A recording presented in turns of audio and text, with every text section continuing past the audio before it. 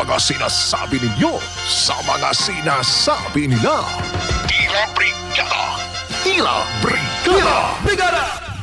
Diretso na tayo mga kabrigada. Pag-usapan na nga ho natin, itong nabanggit natin kanina partner ha, na nakatakda na nga hong hearing ng LTFRB para nga ho rito mga kabrigada sa hirit na dagdag pasahe sa jeepney mga kabrigada.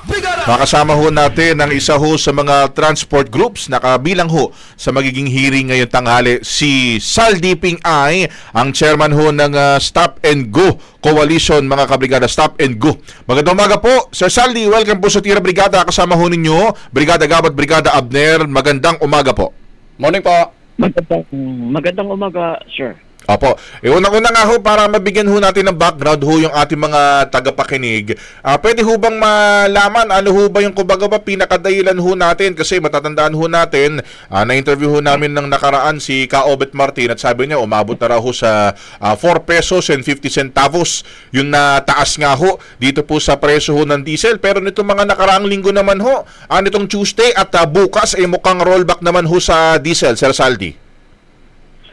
Alam nyo, sir, hindi na lang kasi yung taas ng diesel ang pinag-uusapan dito kung bakit kailangan namin humingi ng dagdag pasahe. Kasi hindi na, kahit bumaba pa ang diesel, ang mga pangunahing bilihin ay hindi naman bumababa. So, hindi na nagre-ratio yung kita ng tsuper sa mga pangunahing bilihin. Pangalawa, sa part din ng operator sa mga jeep ay hindi na rin magre-ratio kasi napakataas na ngayon ang pyesa. Kaya kahit bumaba ang diesel, dapat pa rin itaas ang pamasahe para naman makahabol dito sa taas ng bilihin. Dahil pag kahit bumaba ang diesel, hindi naman na bumababa ang mga presyo ng bilihin Hindi na bumababa.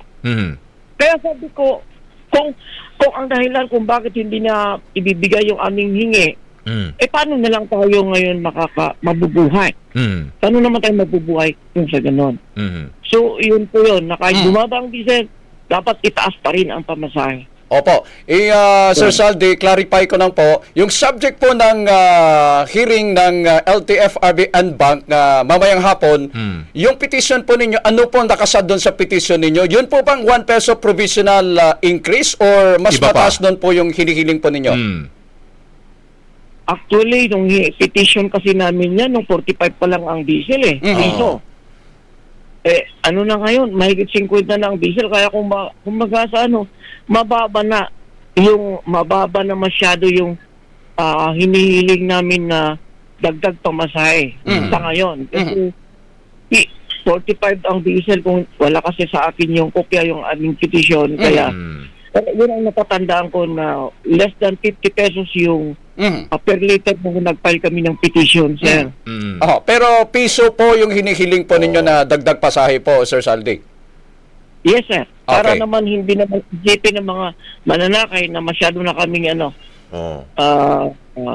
masyado na kaming wala na kaming isinasantabi. Opo. Ganon. Opo, kasi nung nakaraan, ang na-interview nga ho namin sa Pasang Mazda, sa kanila, piso na provisional increase. Ito ho, kung di ako nagkakamali, di ba, ito po yung sa inyo, sa Stop and Go, at sa Pejodap, ito ho ba, kumbaga ba, provisional lang din? Kasi nung nakaraan ho, ang sabi ho ni na Kaobet, sila na mismo yung, kumbaga ba, magre-request na bawiin naman yung hirit nila, sakaling kumalma-kalma itong presyo ho ng diesel. Iba pa ho ba itong sa inyo, Sir Saldi?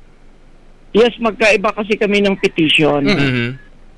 Noon, magkaiba kami ng petition. Kaya, sa kanila siguro, baka ganun yung nilalaman yung petition nila. Pero kami noon, piso. Sa first, sa first 4 kilometers, yung may dagdag. Opo. Tapos may ano ho ba yan, yung sa mga succeeding kilometers ho ng biyahe, may dagdag din ho yung sa petition ho ninyo, Sir Saldi? Yes, sir. Meron, succeeding kilometers. Magkano ho? Hindi ko na kasi matandaan dahil nasa office ko yung kopya yung petition. Okay. Hindi ko na lang matandaan ko magkano yung exact na figure. Sir Saldi, pang ilang pagdinig na po itong magaganap mamayang hapon? Pang-apat na po yata, sir . So doon po sa mga nakaraang tatlo, ano ho yung mga, kumbaga ba, ano yung punto na naabot na ho natin doon sa mga unang tatlong hearing? Kumbaga ba, ilang percent na tayong kalapit sa katotohanan na mapagbigyan ho yung inyong petisyon, Sir Saldi? Ang last hearing namin noon, ang sabi ng LTFRB, magro-roll na raw sila after the hearing. Last year pa yun eh. Oo. Ngayon, sa ngayon, wala pa naman kaming nakikita o naririnig sa kanila na yung hiniling namin ay ibibigay. Pero may interview yata noon kay Chairman Guadis na hanggat hindi nag-80 pesos, $80 per barrel ay hindi ibigay yung aming petisyon. So, ewan ko lang kung ano talaga saan pupunta ito. Kasi itong hearing na naman kung ano na talaga, kung magkakaroon na ba na talaga ng sagot. Opo. Sa hearing po mamayang hapon, Sir Saldi, ano po yung hihilingin po ninyo doon sa LTFRB? Gusto po ba ninyo na agad-agad ipatupad o pagbigyan? Ito po yung kahilingan po ninyo na 1 peso fair hike. Kung tutusin sir, dapat kasi matagal na ito. Nag-file kami ng petition that is 2023. 2025 na ito, sir. So, siyempre, dapat agad-agad. Oh. Kasi sabi ko nga, kahit bumaba pa ang diesel, paano naman yung mga bilihin nagdoble ng presyo? Yung mga pesa nagdoble. So, hindi lang yung ang ating titingnan ngayon, sir. Dahil bumaba man ang diesel, paano naman yung mga bilihin? So, ang kita ng driver ay maliit. Paano sila ngayon mabubuhay? Opo. Ano ang kanila gagawin? Opo, nabanggit po ninyo na nagsimahala na po yung mga pangunahing bilihin, yung mga spare parts po ng mga sasakyan. May isang grupo naman po, Sir Saldi, na nagpalabas ng kanilang kahilingan na kung pwede lang, hindi ipatupad yung fare increase, kundi ibigay po yung fuel subsidy doon po sa transport sector. Ito sa inyo, syempre sinusulong po ninyo fare hike, yan ba'y nangangahulugan na hindi nyo na isusulong o hinihiling yung pagkakaloob po sa inyong grupo ng fuel subsidy? Kailangan pa rin yan, sir. Kasi una-una, yung fuel subsidy, minsan lang naman isang taon yan. Kahit paano makatulong sa driver. Kaya sana maibigay pa rin dahil malaki na ang aming losses sa mga pagtaas ng diesel. Opo. Napakalaki. So, dapat lang naman ibigay. Kasi nandyan na naka-alert na yan, alatid na yan yung fuel subsidy. Alangan naman na hindi pa nila ibigay.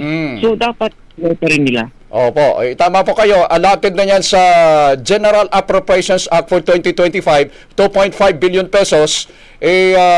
Kaso may mga nire-require pa na mga certification ng gobyerno na dapat umabot ng $80 per barrel yung presyo po ng oil sa international market. Yun yung mga kondisyon na kinalang sinasabi, Sir Saldi. So, kayo, talagang dalawa yung isusulong po ninyo. Una, yung fare increase na 1 peso. Pangalawa, dapat ibigay pa rin yung fuel subsidy para sa transport groups. Yes, sir. And binanggit po ninyo na luging-lugi na po kayo dito sa sunod-sunod na pagtaas ng presyo ng mga produktong petrolyo. May computation po ba kayo, Sir Saldi? Magkano na po so far per day or per month yung nalulugi ng mga operator at saka ng mga drivers dahil dito sa sunod-sunod na oil price hike? Kung dati kumikita kasi ng isang driver ng 800, ngayon 400 na lang, sir. 400.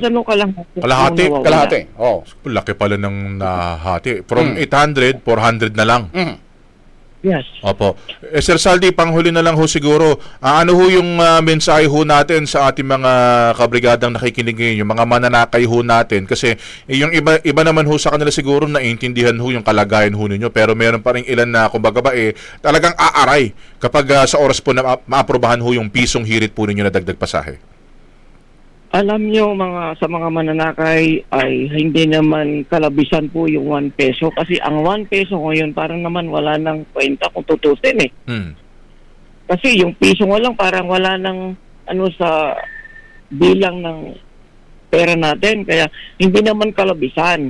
At syempre, wala naman kaming ibang pagpipilian kundi humingi ng dagdag pamasahe dahil hindi naman mag-aalad ang gobyerno para diyan kundi sa pamasahe lang kami umaasa.